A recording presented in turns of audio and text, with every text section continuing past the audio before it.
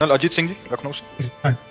भगवत मार्ग बहुत मीठा लग रहा है। इस मार्ग पर हमने धीरे धीरे सात्विक भोजन शुरू। पहली बात तो हम धन्यवाद देते हैं जो आपको मीठा लग रहा है लेकिन भगवत मार्ग हमें विषवत मार्ग लगता है और विषयों का प्रारंभ हमें अमृतवत लगता है, तो परिणाम ये विषयों। पहली बात तो धन्यवाद कि आपको ये मीठा लगने लगा, ये बहुत बढ़िया। बार भी बदलने लगा और हमारे हर कार्य पूरे हो रहे हैं और लोगों से अच्छे संबंध बन रहे हैं। मगर हम इस मार्ग में जब एक सैनिक हैं होने के नाते कभी कभी हमारे अच्छे व्यवहार का नाम नाजायज फायदा भी उठाया जाता है, पर हम प्रभु से विश्वास करके हर चीज सह लेते हैं। किसी से धन्यवाद लेने के लिए नहीं होना चाहिए, तभी वो अच्छा होगा।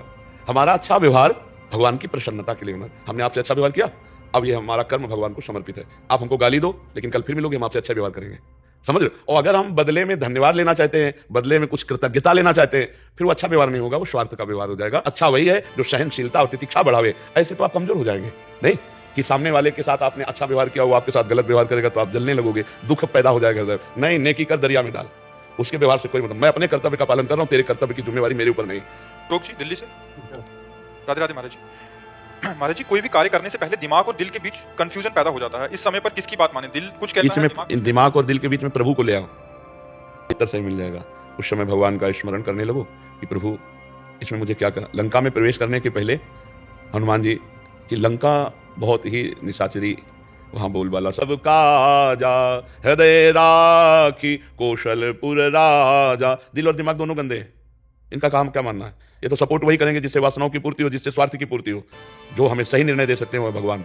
हम उस समय भगवान का नाम सुमिरन करना। पूछे आता है कि नहीं, सच्ची बताना। हृदय में एक अंदर आता है यार गलत है मत करो, पर हम उनकी बात नहीं सुन पाते। तो उनकी बात सुनने के लिए मुझे पावर चाहिए और बात मानने के लिए पावर चाहिए। इसलिए राधा राधा रामकृष्ण हरि जो नाम प्रिय लगे नाम जप करो। अपनी सद जानकारी का सदुपयोग करने के लिए हमें पावर चाहिए, वो भगवान के नाम से मिलेगा। सद जानकारी सबको है कि ये नहीं करना चाहिए, ये नहीं करना चाहिए, ये सबके अंदर आता है, पर उस जानकारी का प्रयोग करने की सामर्थ्य नहीं है। हम इंद्रिय और मन के गुलाम हो चुके हैं, जैसा चाहते हैं वैसा हम कर बैठते हैं। तो हमको इस समय भजन चाहिए। भजन बल के द्वारा हम सही और गलत का निर्णय कर सकते हैं। नहीं तो मन तो सही कहता है, बुरे से बुरा कर्म करने के लिए वो सलाह दे देता है। के बाद सलाहकार मन है और दिल कोई सलाह नहीं देता है। दिल की एक अलग प्रक्रिया जिसे हम दिल कहते हैं उसे अंतःकरण कहते हैं।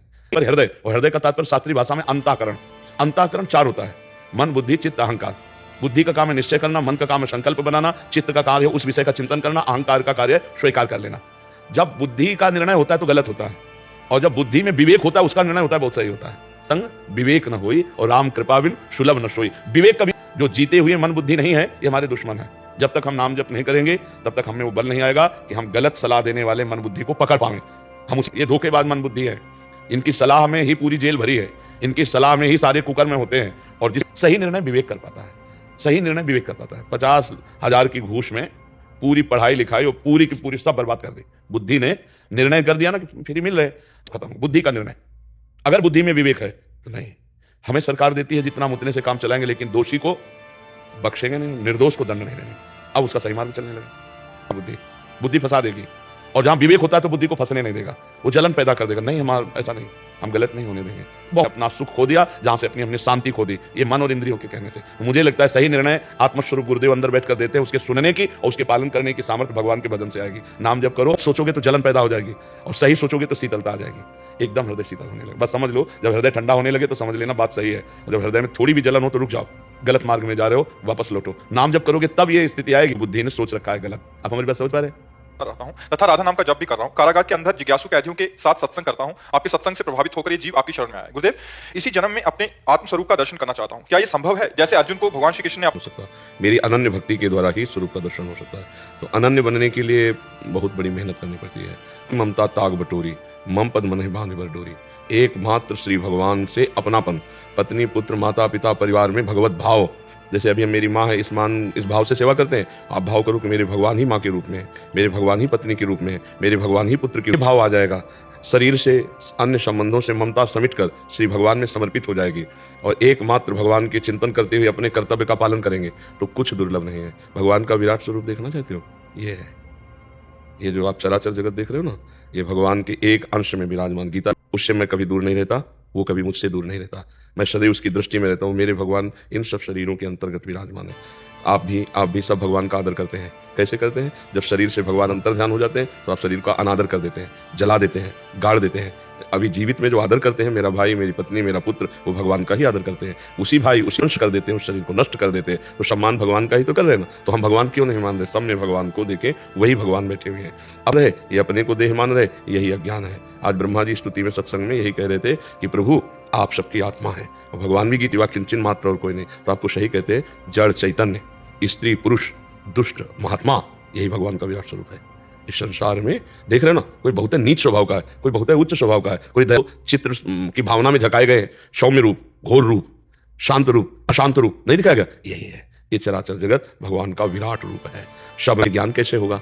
जब हम निरंतर नाम जप करेंगे। जैसे आप कह रहे हैं 1 साल से सत्संग सुन रहे हैं और नाम जप कर रहे हैं सत्संग में, तब से हम आते जाते हैं और हम कुछ जैसे कि ये 5 बातें जीवन में उतार लो, सब ठीक हो जाएगा। पहला स्वाध्याय, ये जैसे पंचसकारण चूर्ण होता है ना, तो उधर बिगड़ जाए तो ठीक कर देता है, ऐसे ये 5 सकार साधन है। पहला स्वाध्याय, जो शास्त्र आपको प्रिय लगे, रामचरितमानस, श्रीमद् भगवद गीता को अपना जीवन बना लो कि हमको दिन में एक बार आधा घंटा 1 घंटा जो समय खुद स्वाध्याय करना है। संत का सत्संग जिनसे हमारी भावना जुड़ गई है, जिनकी बात पर हमें विश्वास होने लगा है, तो सत्संग, स्वाध्याय, सत्संग और सुमिरन, जो आप बताए राधा नाम जैसे सुमिरन कर रहे हैं। और फिर सेवा कैदियों की, हम भगवान की सेवा कैदियों में करने की बात कर रहे हैं। कैदियों की सेवा, आप अपने पद और अधिकार के अनुसार सेवा कीजिए। आप अपने जो श्रेष्ठ जन हैं उन पे दोष दर्शन न करके आप अपने पद और अधिकार के अनुसार जितनी आपके हाथ की पहुंच है उतनी तक सेवा कीजिए, भगवान उतने में संतुष्ट हो जाएंगे। जीव को दुर्गुण दुराचार से हटाकर सद्गुण सदाचार में लगाना, समाज में वो जीवन व्यतीत कर सके। यदि वो जेल में ही है तो एक बहुत प्रसन्न चित्त होकर अपना जीवन व्यतीत कर सके, क्योंकि आप सत्संगी हो। तो हमारी 5 बातें आखिरी, तो समाधि तक तो योग की पहुंच होती है। तो अपने उसे इस भाव में लेते हैं कि हम 24 घंटे में 1-2 घंटे ऐसे निकालते हैं जिनमें किसी से संभाषण नहीं करेंगे और कोई बात सोचेंगे नहीं। सरल भाषा में समाधि बता घंटा। तो 5 ये जीवन में अगर आपकी दिनचर्या में हो जाए, स्वाध्याय, सत्संग, सुमिरन, सेवा और समाधि, तो जो चाहोगे प्राप्त हो जाएगा। इन 5 से अपने जीवन को भरपूर कर लीजिए। सच्ची मानिए, सब में प्रभु बैठे हैं। सच्ची मानिए, सब में प्रभु बैठे हैं। इंसान है और जैसे हम उनसे बात करते हैं तो काफी अच्छा लगता है, लेकिन जब घर जाते हैं तो बहुत ही उदासी सी छा जाती है, डिप्रेशन की घबराहट। पहली बात यह है कि वो भगवत प्राप्त नहीं है। तुम जेब में रुपया डाले हो, बोल सकती हो सभा में, हिम्मत नहीं है। क्यों? लुट जाओगी। यहाँ भगवत प्राप्त कैसे बोले हैं? सामने राम जी बैठे हैं, सबरी क्या कह रहे? अधम ते अधम, अधम अति नारी, 3 माह में मति मंद अघारी। हनुमान जी भगवत प्राप्त क्या बोल रहे? असमय अधम सखा सुनु, मोहू पर रघुवीर। अहंकारी भगवत प्राप्ति। किसी ने पूछा किसी भगवत प्राप्त महात्मा से, आपको भगवान मिल गए? सच्ची बता रहा हूं, आपको भगवान मिल गए? तब हरि नहीं, अब हरि है मैं नाही, प्रेम गली अति सांकरी, तामे दो न समाई। वो अनंत है इसलिए हाँ नहीं बोल सकते, वो अनंत है इसलिए हाँ नहीं बोल सकते, और उसके बिना हम जी नहीं सकते इसलिए हम ना नहीं बोल सकते। अब तुम्हारी समझ हो तो पकड़ लो, ना समझ हो तो ना पकड़ लो। जैसे नौटंकी नाटक में मत फंसना। भगवत प्राप्त में सबसे पहले लक्षण ही होते हैं, आप समझती हो? श्री सुखदेव जी को भगवत प्राप्ति जब हुई तो अब ये प्रमाणित कैसे करें कि भगवत प्राप्ति हो रही? यही भगवत प्राप्ति, क्योंकि जो भगवत प्राप्त प्रमाण देना तब तो भगवत प्राप्ति हुई। अब वो जनक जी के पास श्री व्यास देव जी ने भेजा सुखदेव जी को, तो 7 दिन दरवाजे पे खड़े रखा और रोज पूछते उनके आकृति में कोई परिवर्तन। पहली बार कहा जनक जी से मिलना, और 7 दिन 7 रात वैसे खड़े रहे, नंग धड़ंग। 16 वर्ष नहीं आया। फिर कहा महलों में ले जाओ और नई नई जवान सेविकाओं के द्वारा रात दिन सेवा करवाओ।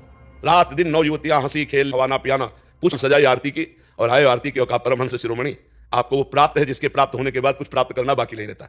ऐसा कोई अपने आप कहेगा मैं भगवत प्राप्त हूं? काहे को मजाक कर रहे? आज ड्रामा चल रहा, नौटंकी चल रही। भगवत प्राप्त से पूछो तो हाथ जोड़कर ये कहेगा हमारे जैसे अधमों पर भगवान की कृपा है, उनके नाम से जी रहे, भगवत प्राप्ति के हम तो नीच है।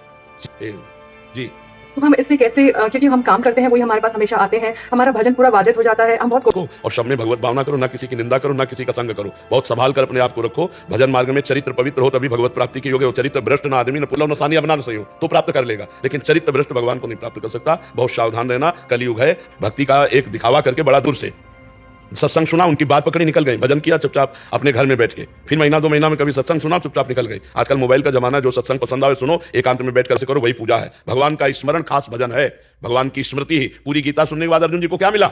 नष्टो मोहा स्मृति लब्धा तत्प्रसादान में आच्युता। भगवत स्मृति, स्वरूप स्मृति, स्मृति प्राप्त होना ही सबसे बड़ी बात है।